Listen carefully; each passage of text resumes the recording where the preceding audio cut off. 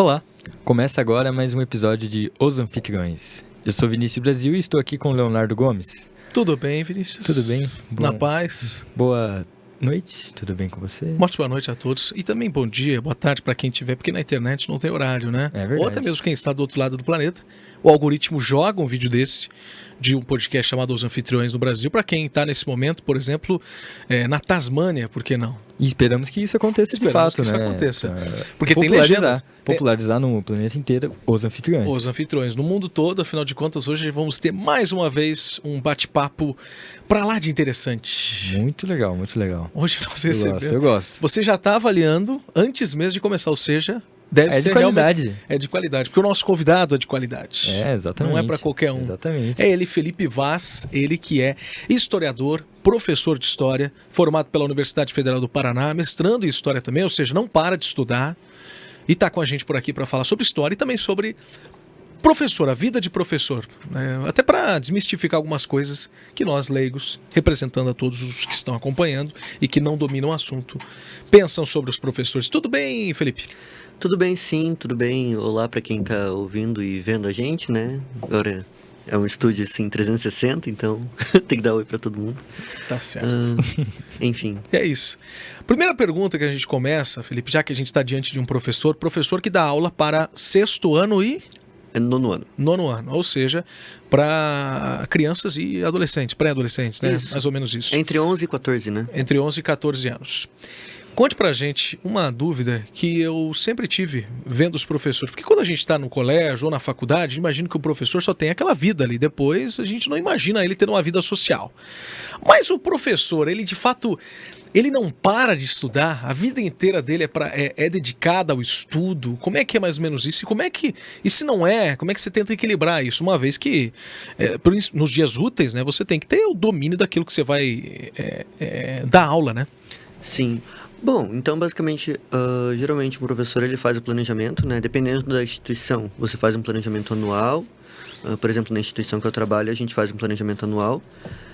São públicas ou privadas as instituições que você trabalha? São privadas. Eu trabalho numa instituição privada e também dou aula num cursinho pré-vestibular gratuito, né? Público, então, obviamente, lá na reitoria da UFPR. Enfim. Ah, legal.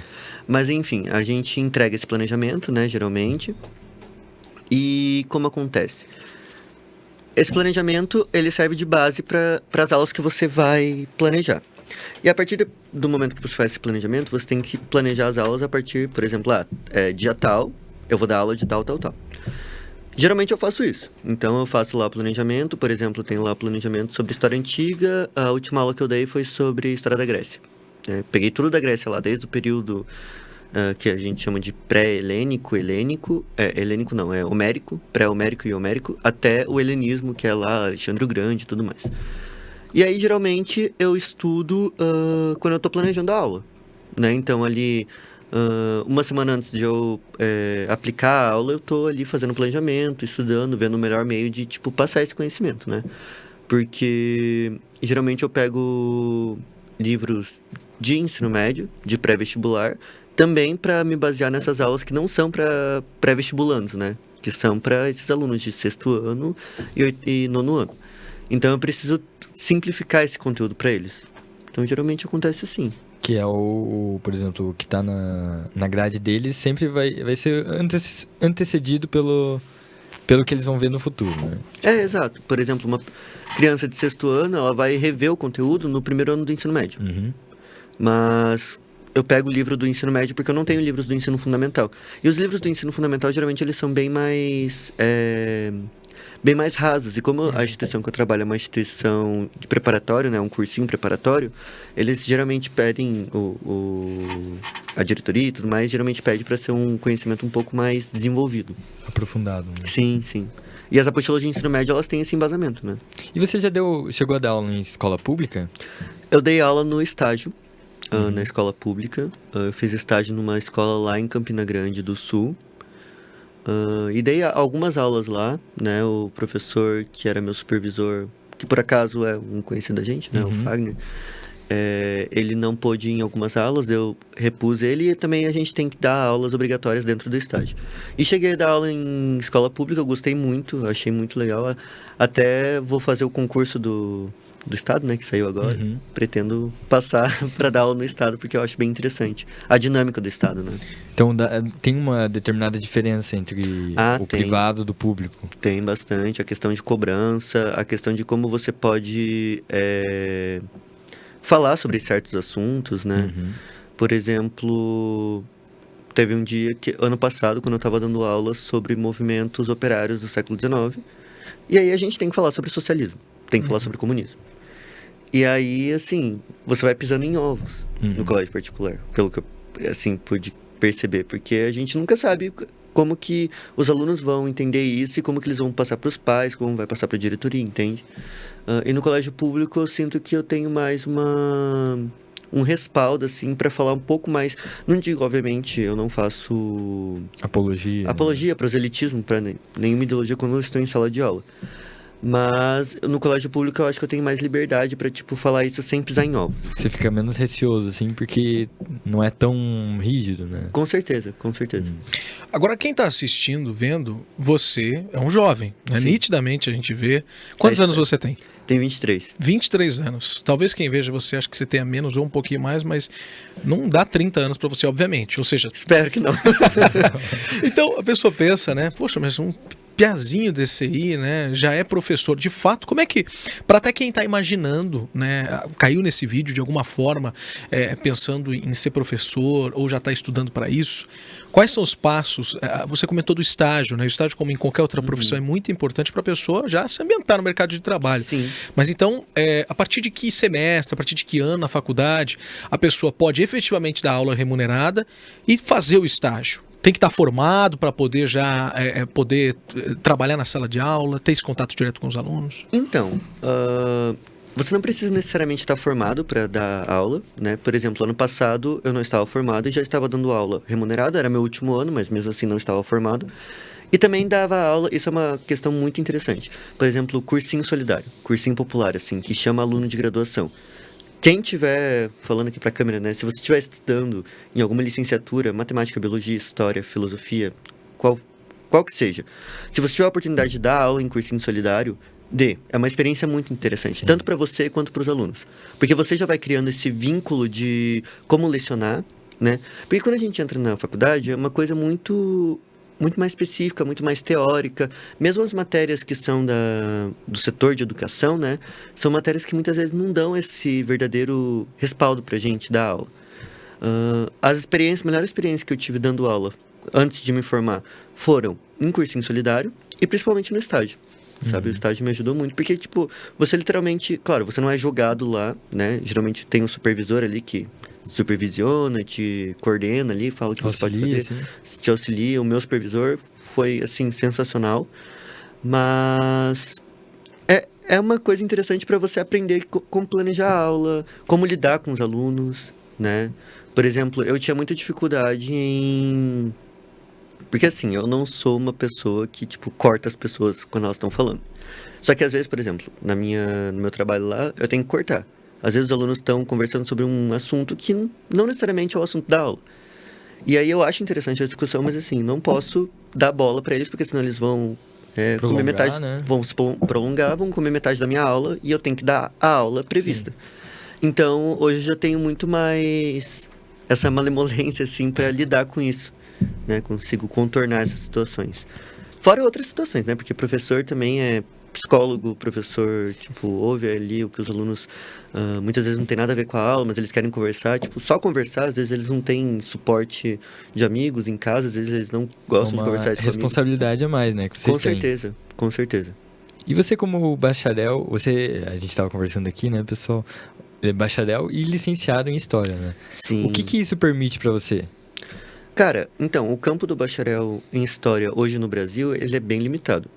Eu posso trabalhar em arquivo, eu posso trabalhar em biblioteca, posso trabalhar em museu. Porém, o Brasil geralmente não tem uma cultura de museologia, de arquivologia. Existem cursos, né, de museologia, existem cursos de arquivologia, e o historiador ele pode trabalhar nisso. Mas geralmente o ramo pelo qual o historiador no Brasil ele segue é o ramo da pesquisa acadêmica, então dentro da universidade. Então, por exemplo, eu quero seguir a pesquisa, quero fazer bacharelado para seguir no ramo de historiador. Provavelmente você vai passar aí mais os 4 anos, supondo, da graduação, né? Eu me formei em 5, com pandemia e tudo mais, mas vai passar aí os 4 anos da graduação e mais 2 anos do mestrado e 4 do doutorado. Então, mais 6 anos ali, possivelmente, para, tipo, continuar essa formação. Porque daí, a partir daí, você se torna um pesquisador, assim, não completo, né? Mas, assim, você tem todos os títulos. Titularizado. Né? Você tá totalmente titularizado. Aí você pode, sei lá, aplicar para concurso, para ser professor de universidade, por exemplo, que geralmente é o caminho pelos quais os historiadores formados no bacharel em História seguem. Geralmente, concursos, mesmo de museus e tudo mais, eles pedem o doutorado, o mestrado, então... Geralmente é esse caminho, assim, sabe? Sim.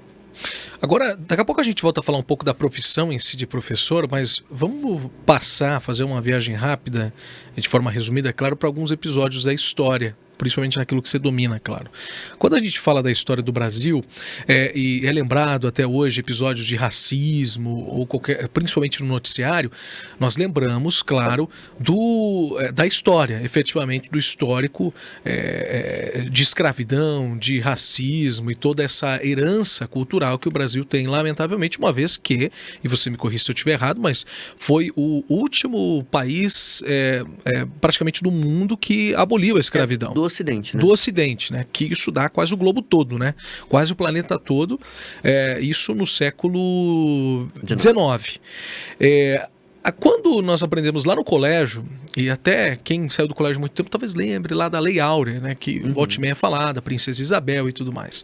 Essa foi a lei que efetivamente libertou os escravos, mas antes dela nós tivemos outras leis que já estavam em vigor, né, que é a do sexagenário, ou seja, como o nome já sugere, quando o escravo completava 60 anos, ele era libertado. Exato. E tinha do ventre livre. Nasceu de uma escrava, estava livre. Ou seja, já tinham essa intenção, né, de dar liberdade a essas pessoas. Mas a gente está falando de uma época em que o Brasil, claro, é muito diferente do que é hoje. E quando efetivamente tivemos a liberdade para os escravos, o país em si não se preparou economicamente ou de forma cidadã para esses novos cidadãos, né? Uma vez que eles acabaram tendo tendo possibilidade de virar um consumidor, né? Podendo ir comprar o que ele quiser, poder morar onde quiser, mas aí que tá, né? Onde é que estavam essas oportunidades para as pessoas trabalharem? Foi aí que de fato começou a abrir um precedente que a gente vê hoje de ter tanta desigualdade no Brasil? Sim. É um dos caminhos, pode ser, né? É um dos caminhos, exatamente. Eu só queria explicar, por exemplo, né, as leis dos sexagenários, ou a lei Saraiva-Cotegipe, na época também, porque eram 2 deputados Saraiva e o deputado Cotegipe, que libertava os escravos com mais de 60 anos. A média de vida de um escravizado, aliás, não chegava nos 40, 45. Então, assim, eram poucos os escravizados que chegavam até os 60 para ser libertados. Os sobreviventes mesmo. Os sobreviventes. E, assim, era libertado para morrer no meio da rua, né? Porque ele ia ser libertado sem nada. O estado de saúde, imagina? Um estado de saúde totalmente debilitado, né? Porque foram ali 40, 50 anos trabalhando. Não ia ter nenhum tipo de ajuda do Estado, ajuda ali, muito menos do seu antigo senhor, né? E a lei do ventre livre, ela era basicamente assim. O escravizado, ele nascia lá da mãe dele. Quando ele completasse 8 anos, ele poderia ser liberto. Ou ele poderia ficar na fazenda até os 21, quando ele receberia liberdade. Muitos continuavam até os 21, porque a mãe geralmente era escravizada, então não fazia sentido ele ficar liberto aos 8, sendo que ele ia ficar sem a mãe, né? Mas a lei do ventre livre, ela abriu muito precedente para libertação, para alforria. Era muito comum, né? Até porque os escravizados, eles, claro, de uma maneira bem limitada, eles poderiam trabalhar para comprar a sua alforria, que é a carta de liberdade, né? Mas sim, pensando nesse sentido, né? Essas leis, elas estavam em vigor, mas quando veio a Lei Áurea ela tem 2 artigos nela que abolia a instituição escravidão. Nesse momento, a escravidão é abolida, você não tem nenhum tipo de ajuda governamental, você não tem indenização para ninguém. Aliás, queria-se pagar indenização para os senhores que perderam os seus escravizados.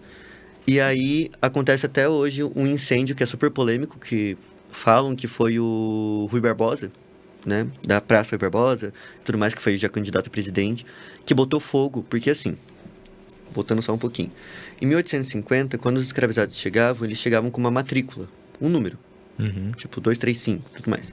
Essas matrículas, elas eram enviadas para a capital, no caso do Rio de Janeiro, e ficavam arquivadas lá para o governo saber quantos escravizados existiam. Até porque em 1850 foi abolida a escravidão, né? O tráfico, quer dizer, não a Sim. escravidão. Com a Inglaterra. Lei Eusébio de Queiroz, por pressão da Inglaterra. Essas matrículas, elas ficavam num órgão do governo, e daí o governo, quando aboliu a escravidão, muitos quiseram, tipo, o governo tem as matrículas, é só ver de quais senhores são essas matrículas, esses escravizados, e pagar um valor lá por tais matrículas. Disse que o Rui Barbosa, ele botou fogo nessas matrículas para não precisar pagar indenização para os senhores. Só que é polêmico porque, assim, também acabou com a indenização dos próprios escravizados, né? A identificação deles, de alguma forma, né? Exatamente. Então, assim, esses caras, eles ficaram esses caras, né, mulheres, crianças, ficaram livres, sem nada, e aí eles foram para as periferias das cidades. No caso, vamos supor, Rio de Janeiro, eles se concentraram bastante em cortiços no centro do Rio de Janeiro. Aí, mais ou menos na década ali de 1906, na década de 1900, né, no ano de 1906, o Rio de Janeiro teve um prefeito que ele quis transformar o Rio na Paris dos Trópicos. Nessa de transformar o Rio na Paris dos Trópicos, o que ele vai fazer? Ele vai destruir os cortiços e vai mandar essa galera, tipo, se virem. Sim. E aí começa o processo de favelização. Claro, a desigualdade racial e social do Brasil, ela começa antes, mas a favelização eu acho que é o visual mais concreto que a gente tem de desigualdade, né? Você tem ali nas periferias, nos morros, lugares que as pessoas não querem morar, essas pessoas pobres, né? E nos centros das cidades, onde é limpo, onde é arborizado e tudo mais, você tem as pessoas mais ricas. Até entrando numa questão de termos, né? A gente está tendo essa alteração do termo escravo para escravizado. Você pode falar alguma coisa sobre? Claro. Eu andei lendo um pouco, mas você é o historiador aqui. Não, basicamente assim, né? Antigamente se chamava escravo justamente para falar o mesmo termo das fontes. Porque, de fato, as fontes históricas, os documentos históricos chamam de escravo. O escravo isso, o escravo aquilo, tudo mais. Hoje em dia, na historiografia, porque tem a diferença entre história e historiografia. História, teoricamente, é a ciência. Historiografia é o método, a teoria de como a gente faz essa ciência.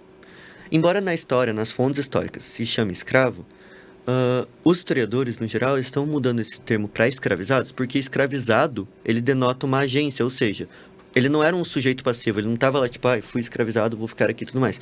Esses caras, eles faziam rebeliões para fugir, né? Os próprios quilombos são rebeliões de fuga. Aconteceu, por exemplo, o massacre de Carrancas em 1833, que foi quando 9 escravizados de um senhor específico lá de Minas Gerais, que eu não vou lembrar o nome, eles se revoltaram contra o senhor, mataram todas as pessoas da família do cara, né? Então, assim, esses caras, eles tinham agência, eles agiam. Eles não eram meros seres passivos, assim. E o termo escravo, ele denota uma certa passividade. Então é por isso que tá se transformando esse termo escravo para escravizado. Além do que, escravizado denota um estado, né? Ele está escravizado. Não é como se... Não é. Ele não é. Não é o ser dele.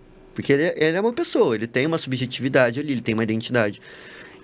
Quando você chama escravo, parece que, tipo, o cara já nasceu daquele jeito e ele é só aquilo. E não. Ele é uma pessoa. Exatamente, é uma pessoa. Você personaliza esses seres humanos, né? E até queremos saber uma curiosidade aqui, né? A gente vinha conversando anteriormente. Zumbi dos Palmares tinha escravos? Então, segundo o manual... Como que é? Eu não lembro exatamente agora, mas acho que é o Manual da História Politicamente Incorreto. Politicamente Incorreta, do Narlock. jornalista Leandro Narlock, não é historiador, acho que é importante dizer isso. Existia um sistema de escravidão, só que a gente tem que pensar, por exemplo, escravidão não é uma instituição, né? A gente tem a escravidão que a gente chama de escravidão atlântica, que seria o que aconteceu, né, com os africanos que vieram para as Américas. E falam, né, por exemplo, porque na África eles também se escravizavam eles mesmos e tudo mais. Mas são sistemas bem diferentes. Porque na África, uma coisa que tem que pensar é que as sociedades africanas, principalmente da região do Congo, que é da onde veio o zumbi, né, a região ali do Congo, hoje Angola, República Democrática do Congo, as sociedades elas se organizavam numa organização matrilinear. O que isso significa? Por exemplo, eu casei com a minha esposa ali, meu filho, ele vai ser criado não por mim, vai ser criado pelo tio dele, perdão. Então, assim, se eu tiver uma irmã, o filho dela vai ser criado por mim, não pelo marido, entendem? Tem essa questão. Vamos supor que eu não tiver, por exemplo, eu sou filho único, então eu não tenho irmãs e tudo mais. Como que eu crio esses guerreiros, esses caçadores e tudo mais? Escravização por guerra. Então eu guerrei com outro povo, escravizo esses indivíduos, e assim, eles se tornam meus escravos nesse sentido, de criação. Não é um sistema, por exemplo, como a gente tinha aqui nas Américas, que é um sistema mercantil de escravidão. Por exemplo, lá eles não vendiam escravizados. Eles não vendiam, eles treinavam para ser guerreiros, para ser, sei lá, comerciantes, para ajudar eles ali, mas eles não vendiam nesse mercado tipo de querer lucro, por exemplo, não era tráfico. Entendem? Aí a gente pode fazer uma relação com os escravizados da Grécia Antiga? Pode. Do Egito Antigo também? Sim, que tinha escravidão por dívida, escravidão por guerra, exatamente. E aí é muito complicado a gente falar, por exemplo, porque zumbi tinha escravos e tudo mais. Porque assim, é meio até muito problemático a gente comentar, por exemplo, os escravizados fugiam dos engenhos e iam para quilombos palmares para serem escravizados por outro cara. Não. Nunca se achou, por exemplo, correntes nos sítios arqueológicos do Quilombo dos Palmares. Isso se acha nos sítios arqueológicos que são referentes aos engenhos, às senzalas e tudo mais, né? Então, é esse tipo de escravidão, né? Quando a gente fala de escravidão, essa que fomentou o preconceito, que fomentou o tráfico, né? O que a gente chama hoje de diáspora africana, que é essa vinda forçada de africanos para cá, é essa escravidão transatlântica, uma escravidão mercantil, uma escravidão que envolve o mercado, né? Esses escravizados, eles vinham para cá para trabalhar no engenho, porque esse engenho produzia matéria-prima para ser enviado para a Europa para se transformar em matéria fabril, né? Tudo mais. Os escravizados, por exemplo, da região do Congo, do Angola, eles não eram escravizados para isso. Era mais... Claro, obviamente, era uma escravidão, porém, uma escravidão num sentido mais de criação do que de alienação, de capitalização do trabalho dessas pessoas. Mas nessa questão, ainda existia aqui uma questão de patamar? O branco... brasileiro tá num nível, o escravo tá abaixo disso. No sentido... Segregação? Existia essa segregação? Cara, tanto na América Portuguesa quanto na América Espanhola não existia segregação como a gente conhece nos Estados Unidos. Nos Estados Unidos basicamente, né, você tinha o escravizado, e você tinha o senhor branco. A sociedade era isso. Na América Espanhola e na América Portuguesa, que a gente chama de América Ibérica, né, por causa dos países ibéricos no geral, não tinha segregação, mas existiam algumas castas. Que seria o quê? Seriam, por exemplo, vamos supor que eu sou a primeira geração, meu pai era escravizado, eu sou a primeira geração livre. Eu ainda não tenho todos os direitos de um cidadão da América Espanhola ou Portuguesa. A partir do momento, tipo, meus filhos, meus netos, eles vão tendo mais porque vai se embranquecendo. Porém, esses mestiços, eles ficavam nesse limbo, assim, né? Às vezes, obviamente, eles não eram brancos, eles não eram negros escravizados, porém, eles não tinham todos os privilégios dos brancos e eles não eram negros. Muitos deles, aliás, eram muito mais ricos que os próprios brancos, né? Só que eles não tinham esses privilégios de cidadania, esses privilégios da colônia e tudo mais. Isso talvez tenha sido o que acarretou a desigualdade social que a gente vê hoje em dia ainda com as pessoas pardas, falam, tem essa questão bem forte ainda, né? Sim, eu acho que é bem forte isso, até porque, por exemplo, o IBGE ele considera negro pardos e pretos, né? E daí a gente tem ali 51% da população brasileira, se eu não me engano, me corrija se eu estiver errado, que se considera negro. pardo ou preto. Porém, existem muitas nuances dentro desse próprio espectro, né? Por exemplo, uma pessoa parda ou negra de pele clara, ela é muito mais bem recebida em ambientes, por exemplo, elitistas, em ambientes mais ricos e tudo mais, do que uma pessoa negra de pele retinta, né? E isso é justamente porque é um passado colonial, que é uma herança do passado colonial que a gente ainda tem aqui no Brasil, né? E não só no Brasil, isso é visto também na América Hispânica. Pensando ali Colômbia, Peru, que não a Colômbia e o Peru, eles tiveram muito tráfico de escravizados para lá, né? Mas a Bolívia, por exemplo, a maioria dos mestiços, eles são mestiços entre europeus e indígenas. Esses indígenas também estavam nesse limbo da sociedade, porque eles já tinham sido retirados das suas sociedades tradicionais ali, porém eles não estavam totalmente imersos nessa sociedade nova. Então, tinha essa... você não é nós e vocês. E daí os indígenas, nós e vocês. Vocês estão nesse limbo. Agora, mudando um pouco de assunto, você deu um exemplo, daí a gente já puxa para agora esse assunto dos jornalistas falando de história. Eu sou jornalista, ele é historiador, a gente sempre tem essa discussão, claro, de forma muito saudável, e eu reconheço o ponto de vista dele, e eu acredito que muitos jornalistas também devem reconhecer, jornalistas que defendem o trabalho profissional, por exemplo, o jornalismo. Hoje em dia a gente sabe que dá para você propagar muita notícia, inclusive notícias falsas, pelas redes sociais, mas a democratização com a internet é muito boa. Só que, ao mesmo tempo, acabou colocando nos últimos anos aí em xeque, por exemplo, o trabalho do jornalismo profissional. Mas essa é outra discussão. Mas para a gente poder dar uma introdução para essa questão, você fez o exemplo do Leandro Narlock, que é um jornalista que lançou vários livros aí, guia politicamente incorreto, na verdade, da história, brincando um pouco com essa questão do que é politicamente correto, tudo bem. Esse é o trabalho dele, ok. Mas existem outros jornalistas também, e eu não sei, talvez até outras profissões, enfim, que lançam livros principalmente, mas outros conteúdos até audiovisuais com recortes da história. E que para muita gente, se você for falar o nome de alguns jornalistas, fala, ele também é historiador. E às vezes não é, né? Sim. Então, para a gente entender, vindo de um historiador, e que você ouve com certeza na academia dos seus professores e tudo mais, professoras, o porquê disso, né? O porquê... qual que é a legitimidade para a gente entender de uma crítica como essa, para a gente poder entender de um historiador com trabalhos de jornalistas, né? Que de fato até podem ser feitos desde que sigam alguns métodos científicos ou que no mínimo contribuam com a ajuda de um historiador, é mais ou menos isso? Eu acho que você chegou bem no ponto, né? História é ciência. Não é ciência exata, igual a biologia, a física, a química, mas é ciência. E toda ciência tem método. Então eu não posso, por exemplo, quando o Narlock escreve que o zumbi tinha escravizados, qual que é o conteúdo ali que o historiador analisa? É a fonte histórica. O que é a fonte histórica? Um documento, qualquer coisa. Recorte de jornal. Passado, recorte de jornal. E não só documentos escritos, né? Pode ser uma música, pode ser uma foto. Uma foto, uma pintura, um filme... Seja lá, um garfo que... Um artigo ali, qualquer coisa. Exato.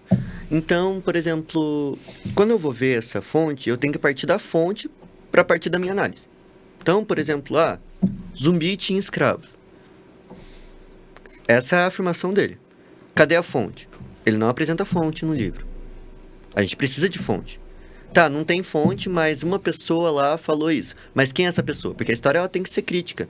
Nenhuma ciência é apartidária, certo? Nenhuma ciência neutra. Toda ciência, ela tem um lado.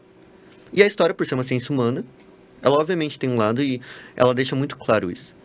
Então, quando os historiadores fazem trabalhos de história, escrevem livros de história, por exemplo, a gente pegou o Narlock, mas a gente pode pegar um exemplo que não é tão negativo. Por exemplo, o Laurentino Gomes, que ele tem a série de livros 1808, né? Tem agora a série de livros Escravidão.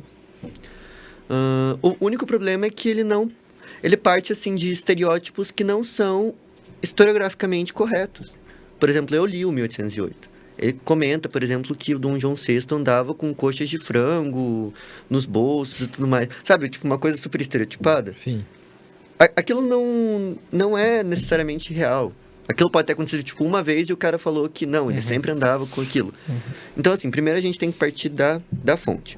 Segundo, que a gente tem que partir de uma historiografia ou uma linha teórica. Como que eu vou analisar essa fonte? Eu posso analisar, sei lá, pego lá o zumbi dos Palmares. Eu vou analisar o Zumbi ou o Quilombo dos Palmares num sentido cultural, como que era a produção cultural desse quilombo. Vou analisar o Zumbi e o Quilombo dos Palmares num sentido político, num sentido econômico, como que eles faziam trocas comerciais, como que eles se organizavam politicamente ali dentro. E geralmente o jornalista, ele não tem muito desse toque, assim. O feeling, né? Ele quer fazer, por exemplo, eu quero fazer sobre lá o 1808, a gente vai fazer a história de como a família real chegou aqui no Brasil. Beleza, você pode fazer isso. Só que você vai partir de estereótipos e de, por exemplo, você vai pegar lá artigos de jornal. Você tem que criticar esses artigos, não é meramente você reproduzir aquilo. A história não é reprodução no passado. Porque se fosse reprodução, a gente não precisava estudar. Era só, falar isso e acabou. E o que aconteceu? Pronto. Exatamente, é o que aconteceu. Mas a história não é o que aconteceu, a história é uma narrativa. Então, por exemplo, quando eu pego lá o jornal, sei lá, um jornal qualquer que fala assim, Dom João VI andava com coxas de frango, tinha medo de trovões e tudo mais. Cara, o que esse jornal ele quer passar? Será que ele é um jornal que apoia o regime do Dom João VI? Acho que não. Porque ele tá usando uns estereótipos assim pra transformar esse Dom João num cara super tosco, né? Muitas vezes, querendo ou não, né? Vou até criticar a profissão do Léo aqui. Mas às vezes eles querem vender, né? Então eles vão fazer o que for pra vender. E o curioso dessa que eu concordo exatamente com tudo que o Felipe falou, mas o curioso é que o princípio do jornalismo, desde sempre, é você ouvir os dois lados, né? Você questionar aquela primeira informação que você tem, apurar ela, e caso ela envolva ali dois lados, você procurar o outro lado para poder entender o que é. Então até a gente percebe uma falha no trabalho básico de jornalistas que tentam reproduzir, até você diz, né, reproduzir na verdade episódios históricos, não questioná-los e estudá-los. Sim. Mas vamos seguir um pouco em outros assuntos da história, né? Há uma criticidade aí, né? Falta. Mas é aí que tá, eu acho que quando... que talvez até tenham já conseguido chegar em alguma parte do mundo, mas eu acho que quando chegar ao ponto de ter ali um jornalista e um historiador juntos, ou uma equipe desse aí, conseguir chegar a um denominador comum é uma boa, porque o jornalista em si, ele tem que saber escrever bem, né? Uhum. E inclusive ele tem a missão de escrever bem e escrever de forma clara, que todo mundo consiga entender. Então, quando chegar a esse ponto, né, de conseguir escrever um livro ou produzir algum conteúdo audiovisual e ao lado ter historiadores podendo ajudar para de fato ter um conteúdo de qualidade, acho que aí vai ser realmente um conteúdo bacana, né? Talvez o problema dos próprios historiadores hoje sejam que eles produzem coisas para academia. E essa é uma grande crítica, né? Os próprios alunos, nós, alunos da graduação, da pós-graduação, a gente fala, né, que a academia ela é uma torre de marfim. E não é só na história, né? São muitas disciplinas, interdisciplinas aí que a gente vê que a academia escreve pra academia. A academia não escreve pro público, né? Que é o que teoricamente eles querem consertar, né? Exatamente. E daí, por exemplo, quando um livro do Laurentino Gomes, do Lando Narlock, faz sucesso, claro, a gente critica porque tem que ser criticado, porque é literalmente, assim, uma abordagem extremamente errada e tudo mais. Só que sempre fica nessa, e o que a gente pode fazer? Porque daí fica nessa, ele tá errado. Sim, ele tá errado, mas assim, as pessoas, elas gostam de história, elas querem ouvir história. As pessoas gostam de história, essa que é a verdade. Bom, o motivo disso é você estar aqui, né? A gente quer popularizar esse tipo de coisa. Exatamente. E as pessoas, elas gostam de serem ouvidas na história, né? Então, por exemplo, por que sei lá, o Zumbi dos Palmares, ele realmente tinha escravos e tudo mais? Por que os historiadores não escrevem isso? Agora eu posso falar nós, historiadores, porque agora eu sou formado, né? Mas por que nós, historiadores, não escrevemos sobre isso? Por que a gente não faz um livro sobre isso? Aí você vai ver as produções, são produções muito boas, só que são produções, assim, que, por exemplo, se eu der para os meus pais lerem, eles não vão entender nada. Vai ser chato. e chato pra cacete. Enquanto o livro do Laurentino Gomes, do Leandro Narlock, ele tem uma linguagem agradável, né? Então, Tem acho uma, que cria-se uma narrativa, né? é isso que é uma grande missão. Quem sabe aí a gente produz alguma coisa no futuro aí, vamos ver. E ganha muito dinheiro, que é isso que todo mundo quer. Amém. Mas vamos passar por outros episódios da história, porque na nossa pesquisa aqui, montando a pauta, eu fui lembrando de algumas coisas curiosas que eu aprendi no colégio, na faculdade. Eu lembrei de um episódio que é muito curioso, talvez algumas pessoas nem imaginem, que é algo que supera a compra do Acre, porque em algum momento o Brasil foi lá, opa, vamos comprar esse território, vamos comprar o Acre, né, se eu não me engano da Bolívia. Isso. Da Bolívia. A gente pode até falar depois disso, eu não sei, enfim. Mas antes a gente pode falar de um outro pedacinho de terra que fica lá ao sul, bem ao sul mesmo, que é o Uruguai. Que poderia, né, a gente imagina, esse negócio de si é complicado, né, mas a gente imaginando um cenário hipotético, poderia ser mais um estado brasileiro, por exemplo, ou mais uma extensão do território brasileiro, né? Sim, o Uruguai ele chegou a ser uma província, né, no Império, a província cisplatina. O que acontece no Uruguai, na verdade, na região ali do Uruguai e do Rio Grande do Sul, é uma região bem complicada, porque na época da colonização, espanhóis e portugueses lutavam por aquela terra, né, tanto que tem ali os... como que é? Aquela cidade das missões, Sete Quedas? Não é Sete Quedas. Tem Sacramento e tem... Não faço Eu não ideia. vou ter ideia também, não nem faço adianta ideia. nem eu pensar. Enfim. Existem cidades ali que geralmente, hoje em dia, fazem parte do Rio Grande do Sul, mas que foram colonizadas por espanhóis. O próprio Rio Grande do Sul, ele tem uma... Se vocês verem o sotaque e tudo mais, ele tem uma característica que lembra muito os sotaques e os dialetos. Não gosto de falar dialeto porque parece que é uma língua pequena, mas os sotaques e idiomas parecidos com ali da Argentina, do Uruguai, né? Então essa região sempre foi extremamente problemática nesse sentido. Só uma dúvida. A Cisplatina era pega pelo Tratado de Tordesilhas ou não? Ela estava para fora do tratado? É que, na verdade, mais da metade do Brasil estava para fora do tratado, né? O Paraná também estava para fora. Ele, se fosse numa linha reta, ele acabava ali no Rio de Janeiro, mais ou menos. Talvez um pouquinho de São Cara, Paulo. eu né? acho que acabava no litoral norte de São Paulo ali. Acho que não pegaria nem Santos. Nem Não sei se Santos, Santos né? é litoral do norte, mas eu acho que não pegaria Santos. Uhum. Ela é bem pequena. Bem deslocado. Sim, até porque o Império Português, na época da colonização, quando se fez o Tratado de Tordesilhas, ele estava muito mais focado nas colônias na Índia, né, na África, as feitorias e tudo mais. Que tinha alguma coisa lá. É, tinha tempero, né? Sim. Basicamente, os caras... Um sazonzinho. Cara, os caras, eles literalmente escravizaram meio mundo, destruíram meio mundo pra quê? Pra produzir tempero. E droga. Porque açúcar é droga. Sim. Cana-de-açúcar, você produz açúcar e álcool. Tabaco é droga. Óbvio. Depois a gente vai ter o ópio. É. Droga. Né? Mas enfim, voltando a Cisplatina, que é o Uruguai. Mundo movido a drogas. Desde sempre, né?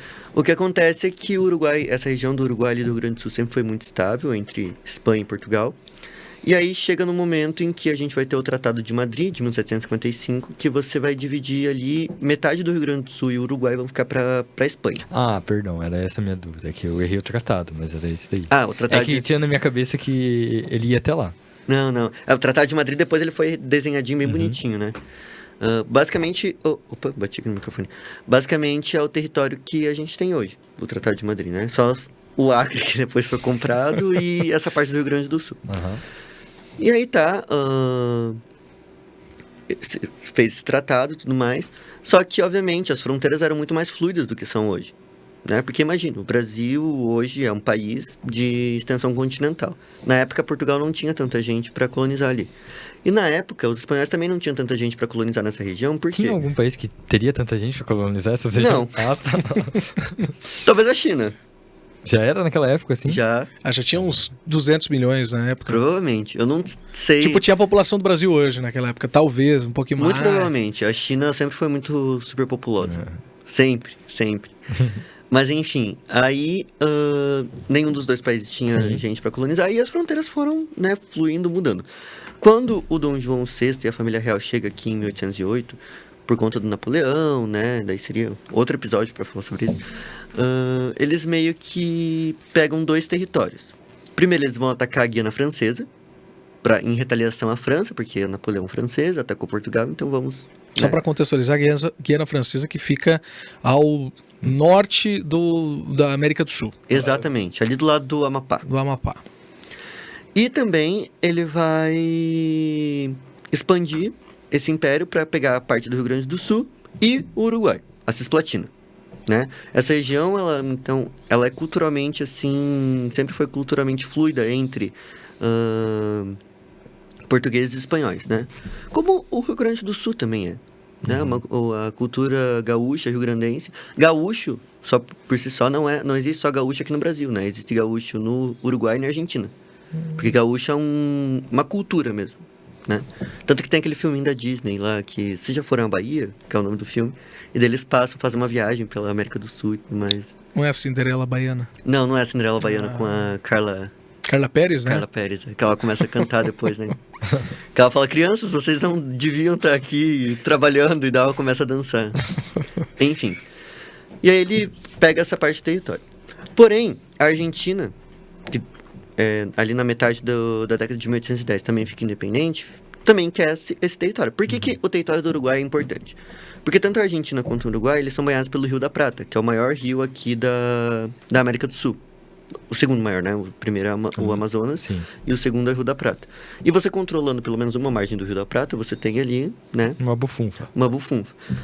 Então, a Argentina quer competir ali, o Brasil tá competindo e o Uruguai fica tipo, pô, o que a gente faz? E aí a Inglaterra, obviamente, sempre ela, no século XIX, ela tem interesse também no Rio da Prata. E ela vai incentivar o Uruguai a se ficar independente do Brasil. Então ali ela vai armar, né, vai coisar. Sempre, né, tipo, não, a gente não tá fazendo isso, mas Fazendo. claramente as fontes indicam que claramente tinha dinheiro inglês ali. Aí o Uruguai fica independente, meio que sob a tutela da Inglaterra. E aí a Guerra da Cisplatina é muito interessante porque ela é o que, assim, é o pontapé inicial do que vai acontecer na Guerra do Paraguai.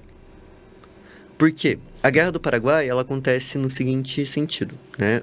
Existiam dois grupos ali dentro do Uruguai, os blancos e os colorados, que estavam tretando ali. Se eu não me engano, os colorados são pró-Brasil e os blancos seriam pró-Argentina, não tenho certeza se é o contrário. Mas enfim, e aí esses caras, eles começam a digladiar ali, né? São partidos políticos e tudo mais. E se eu não me engano, ganha o partido que é pró-Brasil. Então, o Uruguai ainda começa, tipo, somos um país aqui pró-Brasil, né? O Império Brasileiro está nos incentivando e tudo mais. E aí o Paraguai fica meio chateado, né? E ele também quer uma parcela do Rio da Prata. E aí começa, basicamente, toda a guerra. Claro, um grande resumo aqui, né? Tem coisa mais complexa, mas basicamente é isso. Que coisa, hein? Mas poderíamos ter um estado chamado Uruguai, ou Cisplatina e capital Montevidéu. Não sei, teria que imaginar o nome, porque o Rio Grande do Sul já está no sul. Exato. Outra vez era Rio Grande do Norte e Rio Grande do Sul. Não, já existe o Rio Grande do Norte. Olha que bobagem que eu falei. Outra vez não existiu Rio Grande do Norte no Rio Grande do Norte. Bom, enfim, mas daí é suposições e aí é uma grande besteira. Fala. É uma outra dúvida, assim, um outro esquema outra conversa já, né? Pensando, tipo, no que acontece agora. Como que a história vê essas coisas? Como que eles se... por exemplo, em 2013 teve as manifestações e tal. Impeachment depois. E a gente está num tempo muito recente. Como que a história traça esse caminho, né, atual? Por essa metodologia, história do tempo presente. É esse o nome. Existe uma linha da história que trata sobre história do tempo presente. E aí é uma coisa, assim, extremamente difícil de você fazer. Porque para você ser historiador, você tem que ter uma certa distância, distanciamento. Quando você analisa coisas muito recentes, você cai na armadilha de você estar fazendo um trabalho, talvez, de ciências sociais, né? Ah, sim. Analisando o momento, analisando... Porque são personagens que muitas vezes estão vivos. Exatamente. Que estão na ativa, às vezes cometendo o erro, enfim. Exato. Mas existem vários métodos para fazer isso. Eu realmente não conseguiria falar quais são esses métodos, porque realmente eu não tenho tanto contato com isso. Eu sei que existe e eu sei que é uma área que hoje está crescendo, até porque, por exemplo... hoje em dia tem muitos congressos, seminários, jornadas, eventos acadêmicos, que são, tipo, eventos acadêmicos sobre a primavera de 2013. Primavera brasileira, né? O junho de 2013. Existem esses eventos. Embora seja bem mais complicado, porque, assim, são 10 anos só, né? A gente tem que ter esse distanciamento, assim, será que em 10 anos dá pra gente... Entender o que causou, né? Entender o que causou e tudo mais. Hoje em dia a gente consegue, porque Por exemplo, hoje a gente tem uma gama de fontes, assim, e uma disponibilidade de fontes muito grande, né? A internet ajuda muito isso. Então, por exemplo, Edward Snowden ajudou muitos historiadores a entender como que aconteceu o golpe de 2016. Ou mesmo essas jornadas, né, de junho de 2013, que até chamam de uma revolução colorida, né? Que é um termo que apareceu nas ciências sociais, mas que está sendo bem aplicado hoje na história, que seriam essas revoluções entre muitas aspas, que são nos bastidores apoiadas pelos Estados Unidos para derrubar governos que não sejam alinhados aos Estados Unidos. Uhum. Então... Agora, a gente falou da escravidão bastante aqui, eu me lembrei de uma coisa que você até comentou, na verdade acho que o Vinícius comentou, que nós tivemos ali aquelas leis que a gente comentou e o bloqueio ali, por exemplo, da venda dos escravos vindos da África, antes mesmo da Lei Áurea, por pressão da Inglaterra. E a própria Lei Áurea, na verdade, o fim da escravidão por si só foi por pressão de países como Estados Unidos, por exemplo, e Inglaterra. E na Segunda Guerra Mundial, nós tivemos a ida dos pracinhas aqui e tudo mais, que foram até lá, venceram a guerra ao lado dos aliados. Mas, desses dois episódios, e daí você me corrige se estiver errado nessa análise que eu fiz aqui rapidamente, se lá, no século XIX, nós tivemos o fim da escravidão por pressão de países aliados, uma pressão de outros países, né? Não foi uma decisão totalmente espontânea do Brasil, na Segunda Guerra Mundial, nós tivemos momentos ali, até me corrija se foi bem já durante a guerra ou foi, na verdade, na ascensão do Partido Nazista, em que nós tínhamos Getúlio Vargas ali flertando com o nazismo, né? E deixando quieto, em cima do mato não, mas em cima do muro, né? Também, talvez, não sei. Em cima do muro. E daí só quando... A água começa a bater ali na cintura, né, ou quase no pescoço, que os países como Estados Unidos, principalmente nesse caso da Segunda Guerra, falam, poxa, vocês têm que se posicionar aí, tipo Big Brother, né, precisa se posicionar, tal, não seja uma planta, né? Não seja uma planta, tal. É mais ou menos isso, o Brasil tem dessas, assim, a gente vê até hoje na guerra da Ucrânia também, quase vergonhoso, né, sim. Sempre as posições do Brasil de ficar em cima do muro, às vezes até de forma criminal. Super apaziguador, né? Exatamente. Talvez hoje a postura política do Brasil ficar em cima do muro seja porque o Brasil, desde a Segunda Guerra, ele tem uma postura, não diria apaziguadora, mas uma postura de tentar... Talvez apaziguadora, ok, vamos usar essa palavra. Deixa assim, né? Deixa assim. Mas no século XIX, por exemplo, os Estados Unidos eles tinham aquela doutrina Monroe, a América para os americanos, que nunca ninguém entendeu se era a América para os americanos, tipo, todos os países da América, ou se era a América para os americanos, no caso, os norte-americanos, eles, né, os estadunidenses. Então, sempre ficou essa questão. No século XX, né, essa política ela vai permear todo o século XIX, os Estados Unidos eles sempre vão, principalmente depois da Guerra Civil ali, 1865, eles vão influenciar muito as políticas dos países do Caribe, da América Latina no geral. Mas no século XX isso vai se tornar bem mais claro, né?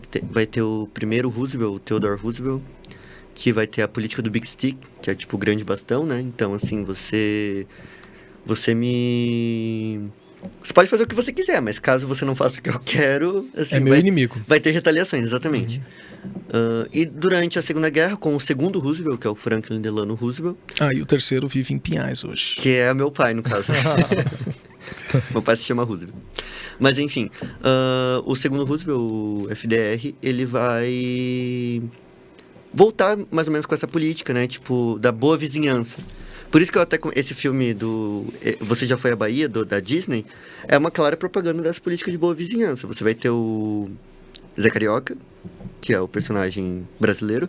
Você vai ter um personagem que é mexicano, assim, né? Todo paramentado, como se fosse um estereótipo mexicano. E você vai ter o Donald fazendo essa viagem, né? Talvez não. O Brasil ele sempre foi muito influenciado por essas potências e tudo mais, principalmente os Estados Unidos. É muito difícil a gente sair, e digo isso a gente no sentido de América Latina no geral, sair da barra dos Estados Unidos. Mas por uma dependência econômica, assim, principalmente? Por uma dependência econômica, por uma dependência militar. né? Os Estados Unidos têm base militar basicamente em todos os países da América Latina. E até acaba sendo social, né? Porque o que a gente consome é em maior parte americano. Hoje, assim, aqui eu gosto disso, mas eu acho que historiadores não gostam disso, de imaginar situações hipotéticas, né? Mas o Brasil, ou qualquer outro país aliado, por exemplo, dos Estados Unidos hoje, numa situação hipotética de invasão no Brasil, os Estados Unidos seria obrigado a nos ajudar em um cenário desse ou não necessariamente? Cara, eu acho que não necessariamente. Não tem tanta... Claro. Porque é uma situação realmente... Geopolítica mais, né? Mas eu acho que, por exemplo, se o Brasil... Supondo, se o Brasil fosse invadido pela Argentina. Não, porque ambos os países, Brasil, Argentina e Estados Unidos, participam da OEA, que é a Organização dos Estados Americanos. Agora, caso o Brasil fosse invadido pela Rússia ou pela China, que são inimigos dos Estados Unidos, daí... É interesse, né? Exatamente, é o interesse. É um prato cheio, é o que eles queriam. Talvez, né? Exatamente. Então... Mas é que hoje em dia eu tô vendo que é mais capaz de acontecer o inverso, talvez, né? Os Estados Unidos invadiu o Brasil e a Rússia e a China atacariam... Exatamente, pode acontecer, e eu acho que é mais provável de acontecer. Ou a China invadiu os Estados Unidos, talvez. É a vida, e se mete aonde, né? Vai ficar... Você tá na lista dos primeiros militares a serem enviados. Verdade. É o meu último ano, Ah, é o último ano? Depois vai virar que nem eu. Eu já tô fora. Então tá bom. É uma boa pauta para os próximos episódios, a gente trazer um militar aí. Mas já estamos indo para os últimos minutos, mas dá tempo de algumas perguntas ainda, Vinícius. Você tem? Você fez uma cara de que não tem. Eu tinha alguma coisa na cabeça aqui, falando dos militares ali. Da ditadura? Então, eu queria fazer uma pergunta. Lembrei. Pode, claro. Lembrei. Verdade, né? A gente falou aqui muito sobre a África, a história do Brasil um pouco, né? Mas qual que é o seu objeto de estudo, seu tema de estudo agora no mestrado? Meu tema de estudo no mestrado, como foi o tema da graduação, da monografia, eu estudo... Assim, quando a gente entra no mestrado, o Vinícius sabe, né, que agora ele também é mestrando, que a gente vai, tipo, umas áreas muito específicas, né? O que eu estudo, basicamente, é Estados Unidos no século XIX. O que nos Estados Unidos no século XIX? Eu estudo o período posterior à Guerra Civil, então, tipo, dos confederados, da União lá, tipo, os escravistas e os abolicionistas, digamos assim. E eu estudo mais especificamente nisso um deputado, que foi o primeiro deputado afro-americano a ser eleito para o Congresso, e eu analiso os discursos dele. Então, como que ele constrói os conceitos de, tipo, liberdade, igualdade, ser americano. Porque tem essa coisa, né? Por exemplo, bati aqui no microfone de novo. Aquela coisa, por exemplo, um americano branco, ele não é caucasiano-americano ou europeu-americano, ele é americano. Um americano negro, ele é afro-americano. Um americano latino, ele é latino-americano. Um americano de ascendência chinesa, ele é sino-americano. Um americano de origem japonesa é nipo-americano. Só o americano branco, o que a gente chama de WASP, que é o white, branco, anglo-saxon, não sei como pronuncia, que é tipo anglo-saxão, né, vindo da Inglaterra, ali da região. Protestant, então protestante, que é considerado americano original. São os fundadores. São os fundadores, exatamente. O resto é sempre tipo o nativo americano, o afro-americano. Que esse, de fato, deveria ser o americano, o americano nativo, de fato, né? exatamente. Nativo americano? É o americano. Então eu estudo esses discursos, assim, e daí como que ele constrói esses conceitos, né, de liberdade, de igualdade. Como que ele se define como americano, sendo que as pessoas com quem ele convive no Congresso não consideram ele americano. Basicamente isso. É bem específico, né? Sim. E a gente tende a especificar mais quando vai, tipo, doutorado e tudo mais, vai afunilando. Bem específico mesmo. Felipe, agradecemos por você ter vindo até aqui, por ter aceito o nosso convite, meio que de relâmpago, mas está aqui, obrigado mesmo. Obrigado a vocês. E voltamos em outra oportunidade para falar de tanta coisa, tanto de história do Brasil quanto dos Estados Unidos, porque os Estados Unidos tiveram muitos presidentes, inclusive muitos presidentes assassinados, o que é bastante curioso. Aliás, dá para fazer um podcast só sobre a família Kennedy. Né? Eles tiveram... Aliás, inclusive tem se eu não me engano, um senador agora, você deve saber melhor, ou não, eu vi que ele tá pretendendo se candidatar à presidência, alguma coisa nesse sentido, né? Tem um republicano, que é Kennedy, que não é da família Kennedy. E que está vivo. E que está vivo. Por enquanto. Credo. Mas Até então. Tem um sobrinho do Kennedy, que foi deputado no estado de Massachusetts, que é o estado da família Kennedy. Mas e é bem popular, né? E eu vou buscar aqui. E tem o George Santos, que é o brasileiro, que fazendo o quê? O brasileiro passar vergonha nos Estados Unidos também. Mas é falcatrua, né? Ele é o típico MDBista que está nos Estados Unidos. Olha só, críticas sociais, hein? Pra terminar desse jeito, então, obrigado mesmo, Felipe. Obrigado, Isso. Agradecer já ao Felipe, muito obrigado pela sua participação aqui, né? Os anfitriões que vem começando. Terceiro episódio. E já está bombando nas redes, sigam nas lá. redes, temos Instagram, os cortes. TikTok, Twitter, Facebook, YouTube. Todas Pinterest. Esse é quase, vou começar a tirar fotos. Tem também OnlyFans, quem sabe a gente consegue ganhar dinheiro mostrando verdade. os pés, né, pelo menos. Tem os Eu pés. gostei da ideia do OnlyFans, acho que a gente deve aderir. Eu acho que é uma ideia rica. Aí todo episódio a gente vai lá e tira uma foto do pé do convidado. Seria uma ótima ideia. Nossa, Tem genial. royalties.